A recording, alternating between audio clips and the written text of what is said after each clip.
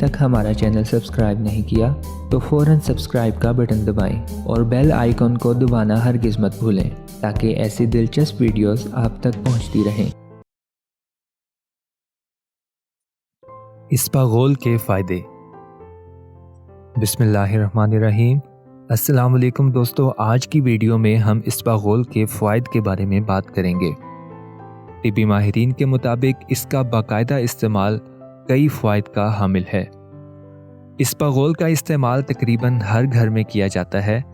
इस्पागोल का ज़्यादातर इस्तेमाल घर के बूढ़े अफराद करते हैं जिन्हें कब्ज़ जैसी बीमारी और ख़राब हाज़मे की शिकायत रहती है, मगर इसका इस्तेमाल हर उम्र के लिए यकसां मुफीद है।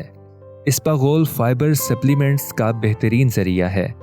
इसे सीरियल्स में भी इस्तेमाल किया जाता है जिससे इसमें फ़ाइबर की मकदार बढ़ जाती है। ये कम कार्ब्स के साथ आला फ़ाइबर फराहम करता है। 100 ग्राम इस्पागोल में 70 ग्राम से ज़ायद फ़ाइबर पाया जाता है।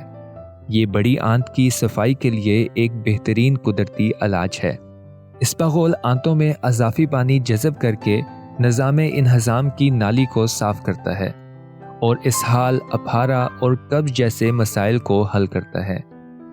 फाइबर सप्लीमेंट जैसे इस्पागोल जिस्म में बुरे कोलेस्ट्रॉल यानी LDL की सतह को कम करने में फ़ायदेमंद है।